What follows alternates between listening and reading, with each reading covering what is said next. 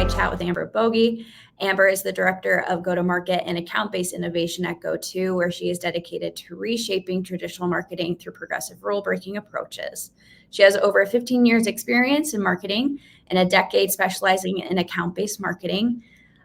She has driven a lot of force with collaboration and executive teams to really help drive organizational revenue growth. We're incredibly fortunate to have you join us today. Amber, it's a pleasure. To kick things off, I would love to know a little bit more about Go2, your role, and really what you're doing to help reshape traditional marketing approaches. Awesome. Well, thank you for having me. Happy to be here. So Go2, actually, speaking to a lot of marketers during the session, Go2 may sound familiar to a lot of marketers with GoToMeeting being one of the products, GoToWebinar being one of the products. But Go2 is a SaaS-based technology company that's been around for quite some time now and has gone through a lot of growth and acquisitions. So while we have those products under our umbrella, we are a communication and remote IT tools software company. So we support massively in the communication space, telecom and call centers, support there. And then on the IT services group space. So a lot of remote, support on the remote support tools like that. So that's a little bit about the company and what we offer, and a little bit about my role and kind of, what I'm doing there. So my title is kind of director of go-to-market and account-based innovation. That's a little bit of a more unique title, I'd say, these days, perhaps. I, historically been in the director of ABM, director of demand generation. And so there's a little bit of telling in, just my title in itself.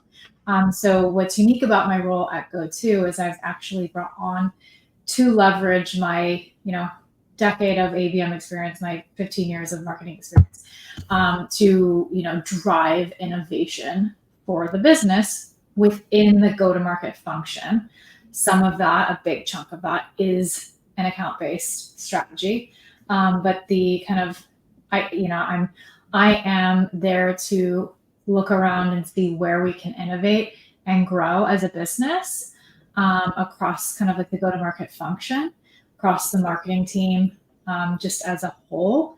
And it's a really awesome, opportunity and challenge. Definitely a little bit different than kind of your traditional, not run of the mill, but your traditional demand gen role where we're all very pipeline focused, running the inbound, running the outbound. I've been able to step outside of that, which is a rare, opportunity, and look around and say, how can we make this work better? Yeah, I mean, it's really interesting. You kind of say like it's not your most traditional title or role. Do you think that there's an advantage to having someone designated to really just focus on our ABM and go to market? Absolutely. Yes. I think that, because if you think about it, I'm, not technically, directly responsible for the pipeline number. The revenue marketers are. And anyone who's run that knows the target on the back, the pressure on the shoulders, and the challenge it is to look beyond like that kind of those blinders, if you will, the pressure, the momentum, the pace.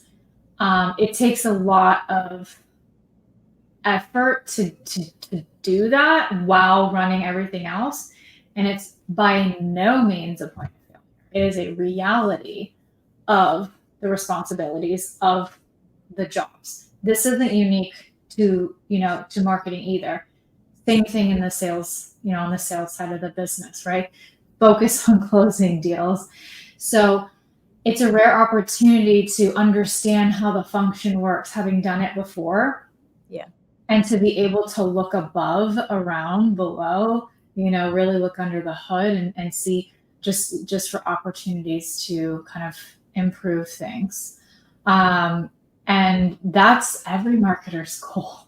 Like every time we're in any role, we want to get to that optimization moment where we're like, everything's going great, and now we can optimize and try new things.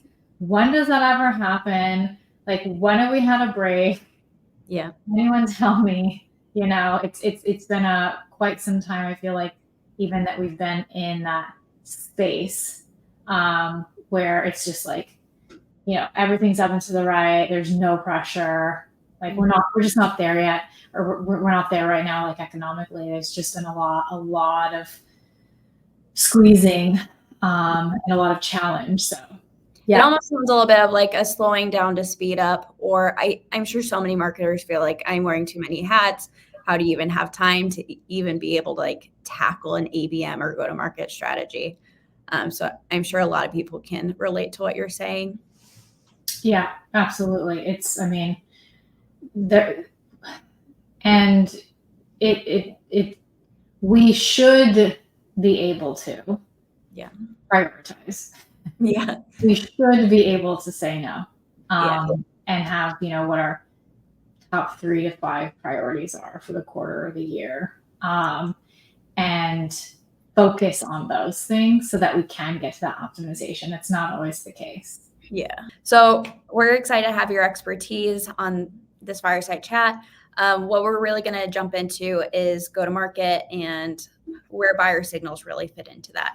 So what do you believe are the critical components of a modern go-to-market strategy in today's data-driven landscape?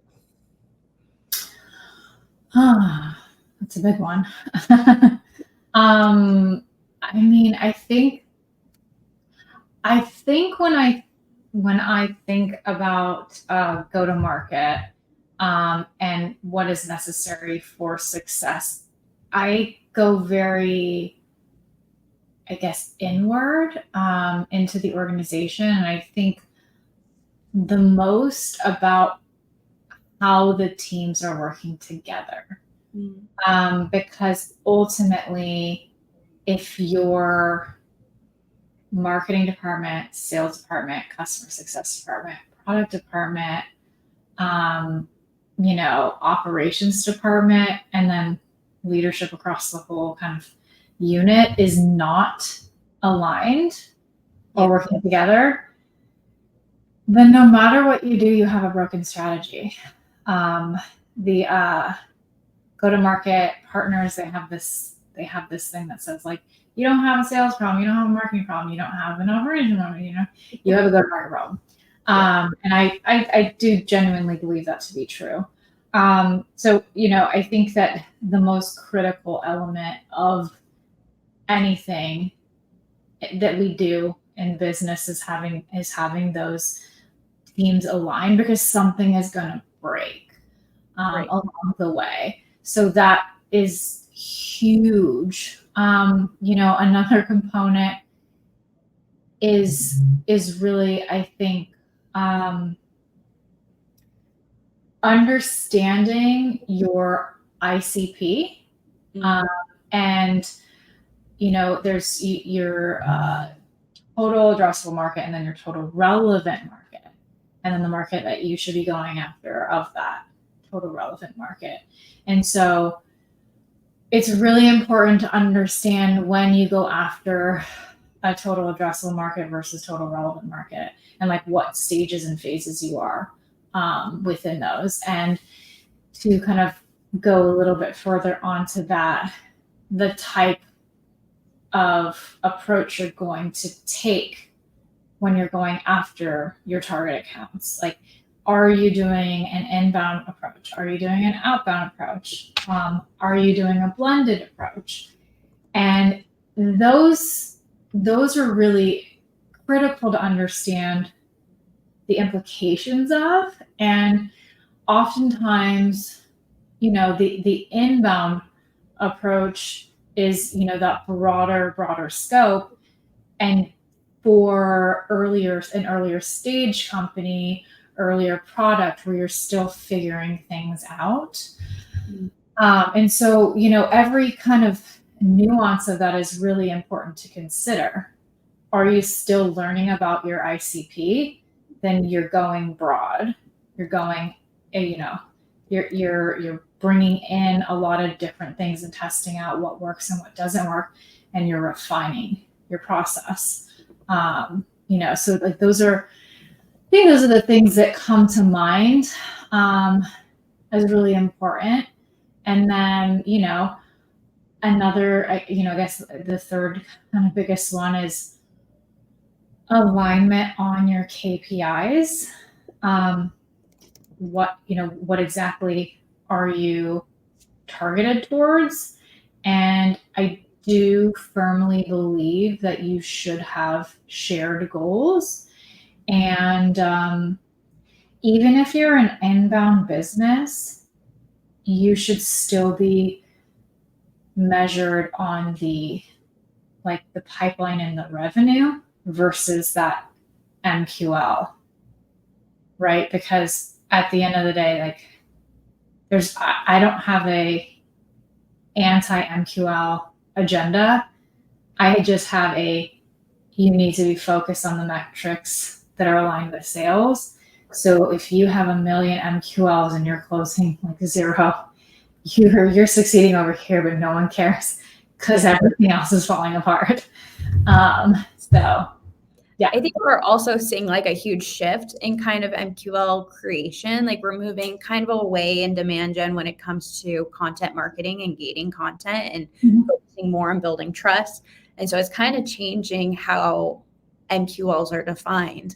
And you kind of touch on it as well. You talk about like ICP, your total addressable market.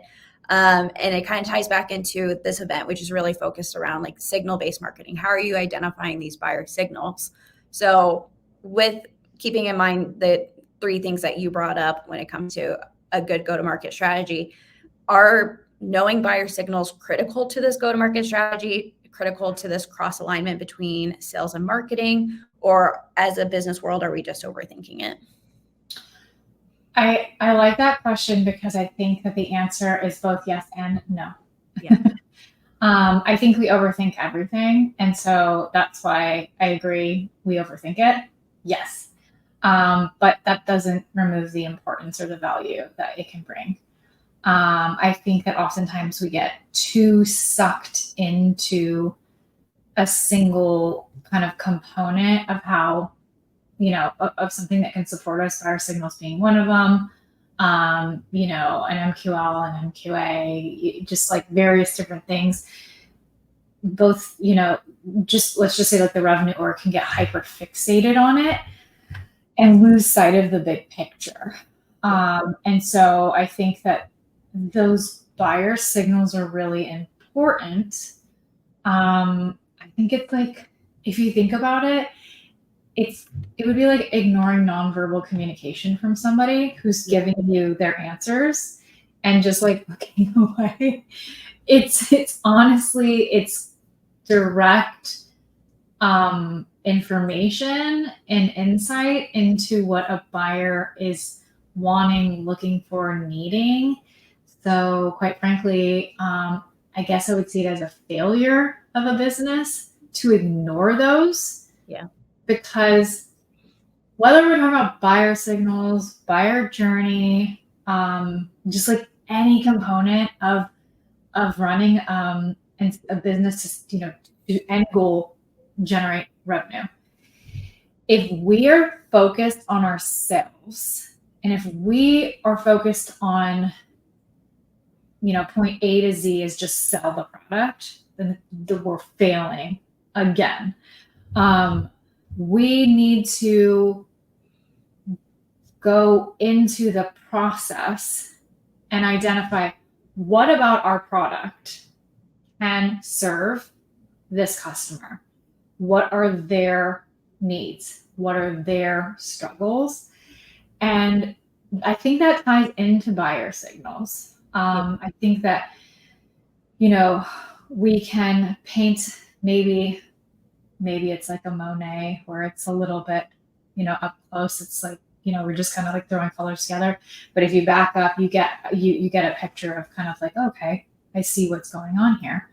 And you can get an idea of what an organization or a particular buyer is needing, and then leverage that to build out your marketing strategies, your sales strategy. So there's like a ton you can do with buyer signals. You can build out incredible data-driven nurture strategies, outbound cadences, marketing campaigns, ABM, like holistic ABM campaigns using buyer signals, which consist of a million different data points. Yeah. And then, you can get the sales process going and continue that positive experience of tailoring it to what's going on with that person. And not every campaign or experience needs to be this tailored, personalized one-to-one. It just needs to be about what they care about. And you're just going to start off on the wrong foot if it's about how they need your product. Yeah. We need to identify what they need first and then find out how we fit in. Right. I really like that. I think too, like you touched a little bit, like buyer signal data points, there's so many of them. And it almost to me sounds like if you don't have a go-to-market, maybe start there, because there are all these data points. If you don't have a way to like streamline that across your organizations, you're going to miss out on so much great information that'll really help you kind of take your ABM to like the next level. Yeah. I mean, these days, I won't say everyone has an expensive tool that can support that. A lot of people do, and that makes it easier to give them directional information. It also is, overwhelming and complicated, and there's a lot of data behind the scenes that we don't necessarily see. There's massive value to having these tools. But once upon a time, I was kind of creating these things myself, in conjunction with our sales team, leveraging the data that we had available. And so, there was kind of the easy to measure behavioral data on they've interacted with this, that, and the other. But then there were these kind of, the unique to your business actions that you would find out from sales.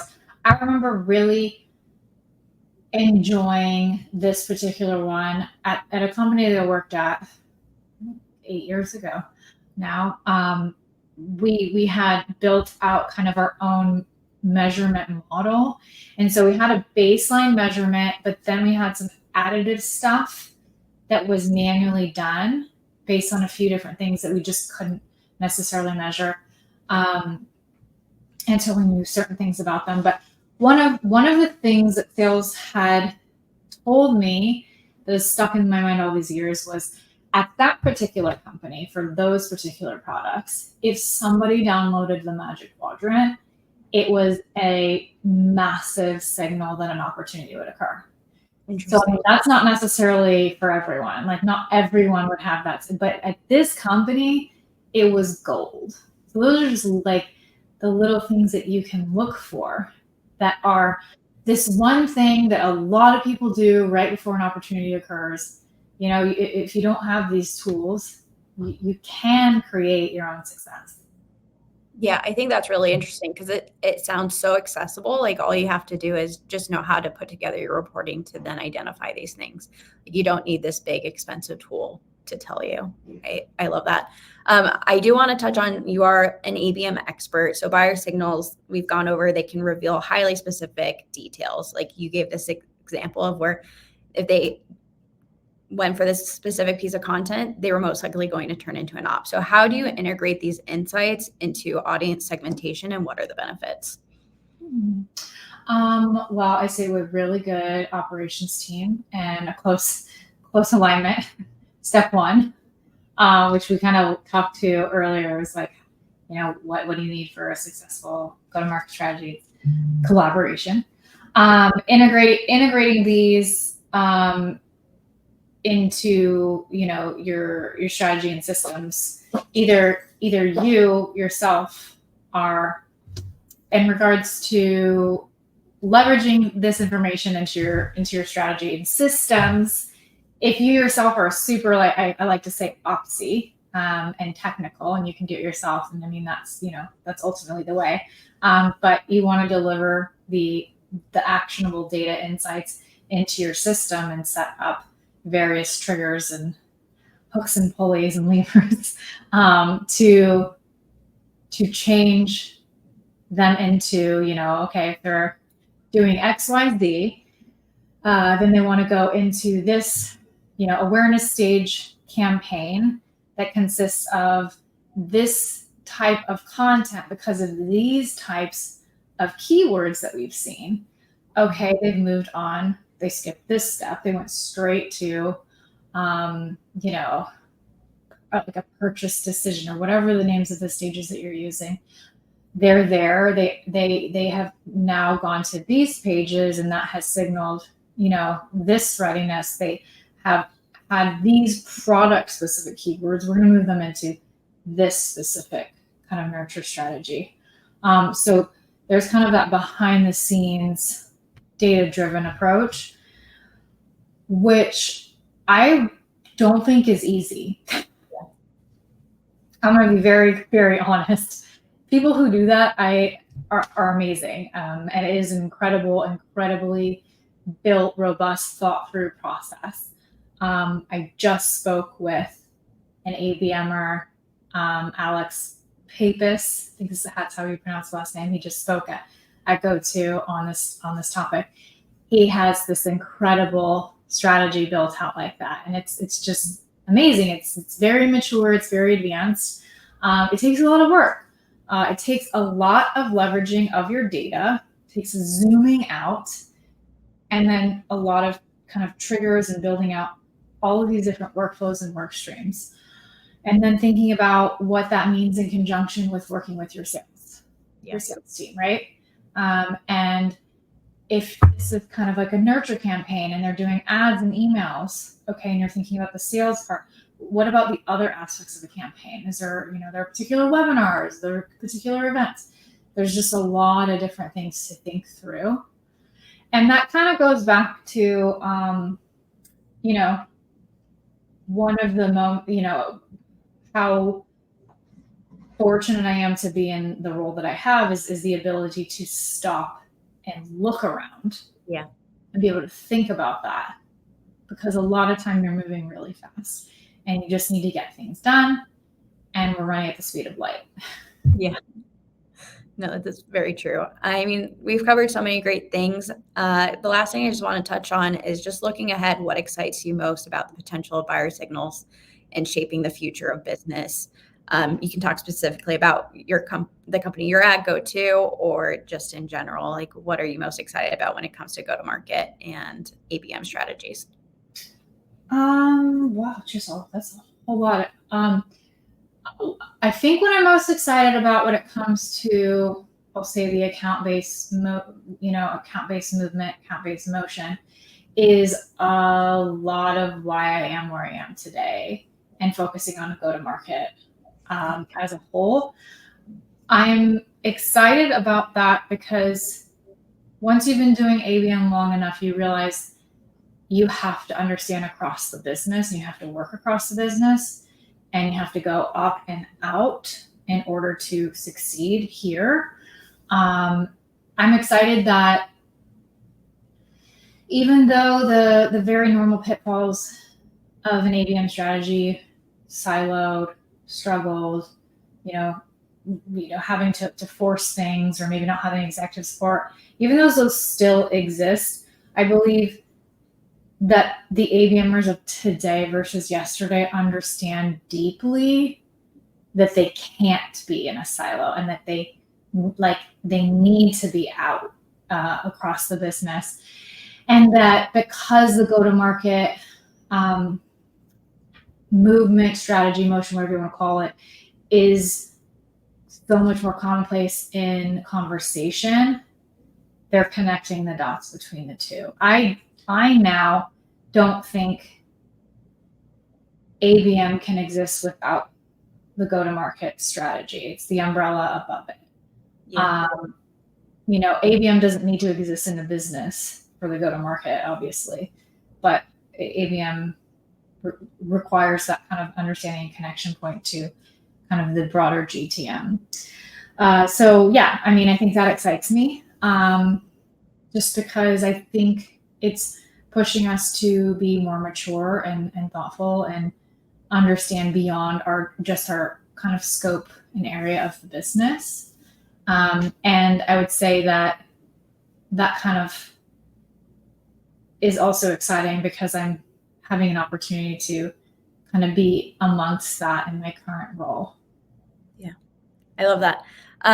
So if anyone wants to get in touch with you or has any questions about this session, what's the best way for them to reach you? LinkedIn is always the best place. Amazing. Well, thank you again. It's been such a joy to have you on. My pleasure. Thank you again for having me.